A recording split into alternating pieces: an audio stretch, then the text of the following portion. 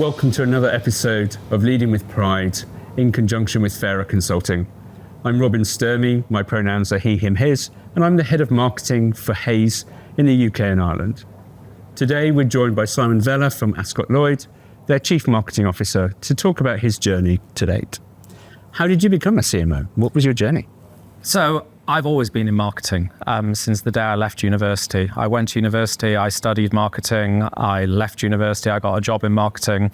My brother worked in sales at the time, so I was adamant that I was going to be the polar opposite to him and have a career in marketing. And I spent the first 5 or 6 years of my career doing various marketing consultancy jobs. I worked all around the world, so I was fortunate enough to work and live in Bolivia, in Egypt. I spent some time in Vietnam, some time in Singapore, some time in Australia. I then came back to the UK and I got into financial services, where I've spent the past 20 plus years now. God, it makes me feel old, but 20 plus years, starting as a marketing manager at AXA Insurance, and 6 years ago becoming a CMO in a fintech organisation and joining Ascot Lloyd 2 years ago. That's great.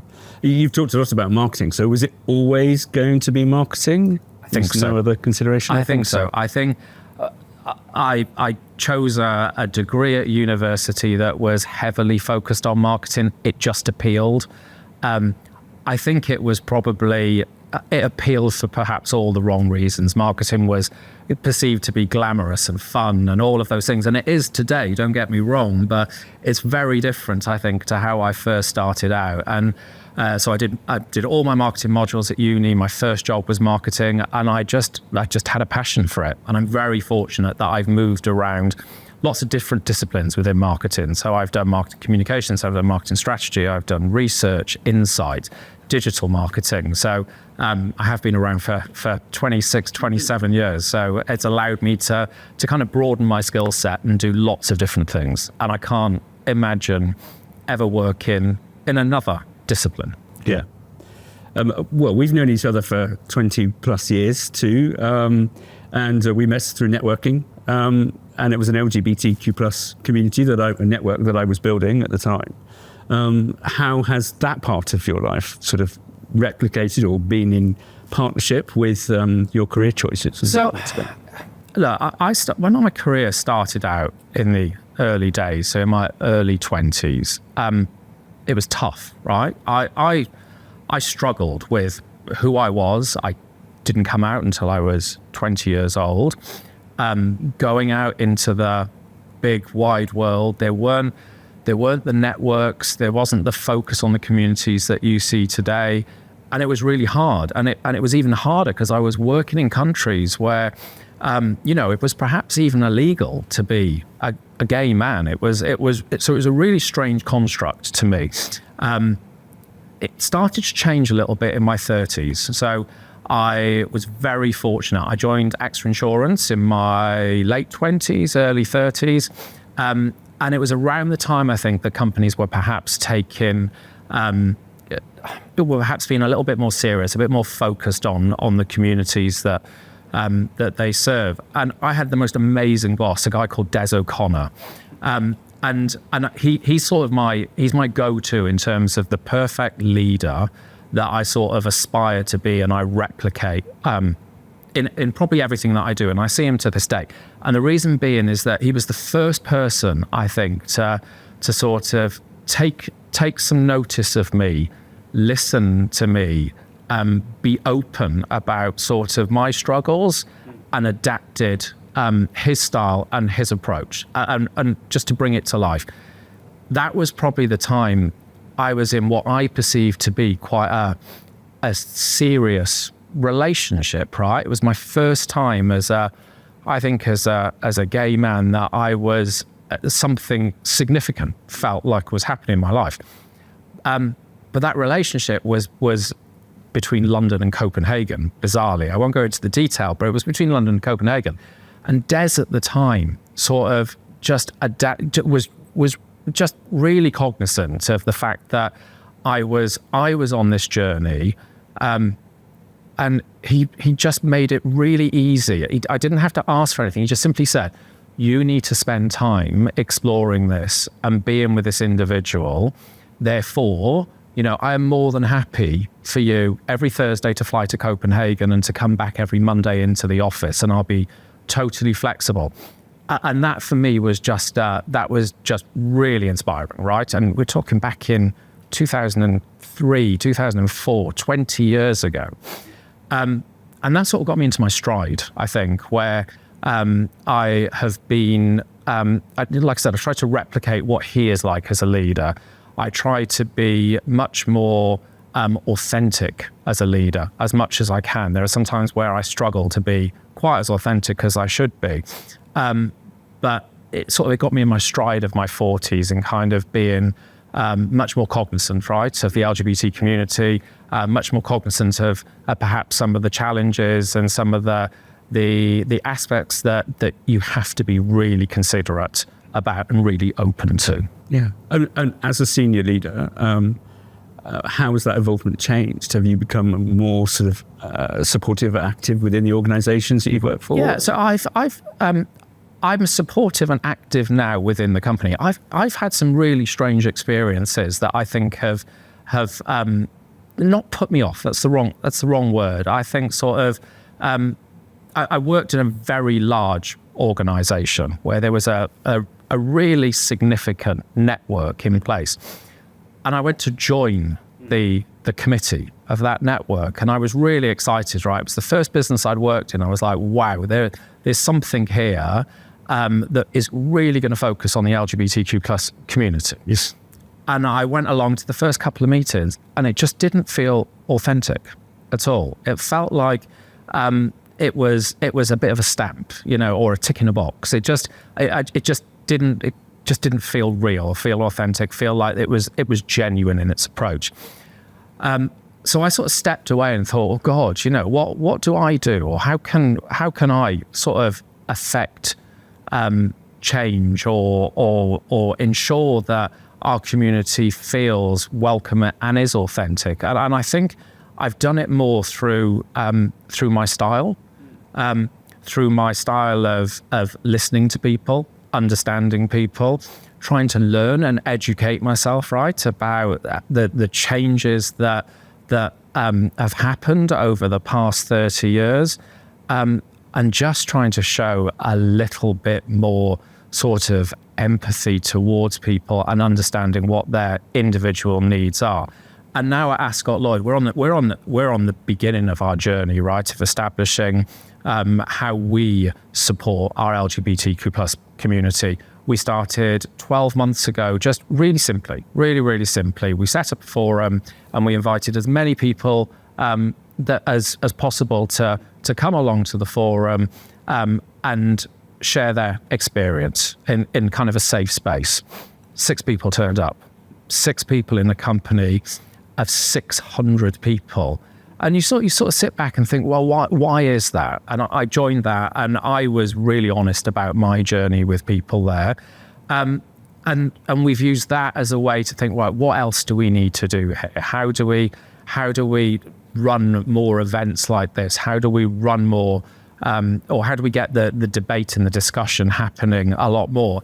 And that's resulted now in again, more forums, more safe spaces to people have a conversation, through to what is happening tomorrow, which is a webinar, which is our slightly different approach, where we know that there's a lot more than 6 people attending. But we're sort of chipping away slowly at establishing the right type of support and network for the type of business that we are, and I think the industry that we're in, which is perhaps very different to a lot of other industries out there that have really well-established kind of support networks and communities. So you touched there on industry. Do you think that there are still some industries that are struggling to sort of find their feet within the community? Or I think so. Look, I work for a financial advisor.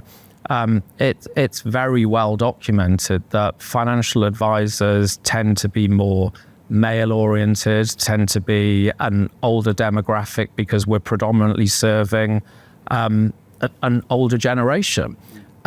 So I think we're a bit behind the curve, and there's a lot that we're trying to do, kind of at the grassroots, right? We're trying trying to encourage graduates through straight out of university to kind of be the future leaders of our business. And it's only that way that we're going to start to really affect kind of the change and the recognition and the support of the communities that are rightly deserved by starting at grassroots. Yes. And you kind of sort of mentioned being a leader. Do you still face challenges and prejudice or just preconceptions in your career today? I do. I was thinking about this this bizarre concept of, I said I came out at 20, but I think I've been coming out since the age of 20. It's odd. It's a really odd construct. And I feel like I've become quite confident in myself. I'm quite honest in myself when I talk to people. And 12 months ago, somebody asked me what my wife did, and I didn't correct them at that point in time. And I sort of check myself now. Why did I do that? What was I worried about? So there's still a little bit of insecurity sometimes about being my authentic self that I should be. And I kick myself for that because I should be challenging and changing that behavior. But it was just something in me at that point in time. I didn't quite feel the level of confidence or comfort that I often had. I was in a strange situation, a strange environment, new people, all of those things. And it was just, it was just one of those things. No, I think I can empathise completely. I think you do tend to try and not pick and choose, but you still sort of go back into that sort of protection mode. I think you're really cognizant, right, of how will people think? How will people react? How will people feel? What will they say? All of those things that for me are kind of deep-seated back from the early stages of my career, no matter sort of how much you do to get beyond that, they're deeply ingrained in you. And it's interesting. And you try to move the conversation on, right? You just try to move that bit of dialogue on to something else or to the reason why you're there, to try and avoid it. Exactly. So you've had a really expansive career to date. What advice would you give to anybody starting out in marketing to being their authentic self?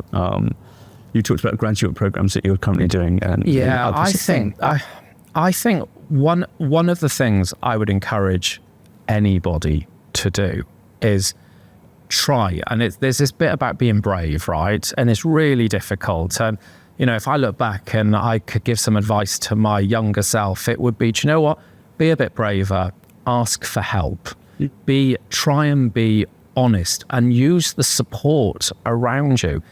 If you face challenges, people will listen, and you've just got to have this confidence, I think, from within yourself to speak up and voice what it is you need, what support it is you think you need, and people will help. And whether that's the business that you work in, whether that's your boss, whether that's your HR team, whether that's your support network around you, whether that's people like us, right, that you can reach out to and talk about your challenges, and if we are good leaders, if we are good people, we will find it within ourselves to help people or to respond to people. So I think it's just try, and it's easy for me to say, 50 years old, 27 years of doing this, but just try and be a bit braver, try and be honest, try and use your voice. So Simon, what more should employers be doing to support the community, do you think? So I think there's a few things, right? I think you have to create the right environment, and that's from the top. You have to change behaviours. You have to change attitudes. Leaders need to learn and be open to change and understand, what that means and how they're going to affect it across their organisation. And that can be silly things, right? Like language. I hear it today in my industry, not necessarily in my company, but I hear it today. People referred to in certain ways, the ladies in admin or the marketing girls, your wife, your husband, just people need to think about what they're saying before they engage. So just make it a bit more open, right? Talk about people's partners. Don't try and narrow it down to something specific. You have to create safe spaces for people. It has to feel like an environment where people can be really honest and open and can be authentic with absolutely kind of, no negative impact on them whatsoever. You have to be flexible now. You have to allow people to go on their own personal journey and understand it and work with those individuals to help them through it. And finally, I think businesses need to make sure that they're embedding whatever they do on a continuous basis. I think, kind of put in place some sort of what is it you're trying to achieve? How are we going to achieve it? What are the measures? Are we delivering on what we set out to do? Are we getting feedback from the community that we're doing the things that they're looking for, that they expect, that they want? And if not, change the path. That's a great sentiment about being brave. Thank you very much, Simon, for your time today. Thank you for having me. It's been a pleasure to have you here. Thank you for watching or listening. We hope you enjoyed the conversation. Make sure to subscribe to our YouTube channel for more episodes or via Spotify or Apple Podcasts. If you would like more pointers on what's been discussed today, visit our Hays UK or Ireland websites or via theraconsulting.com. Thank you.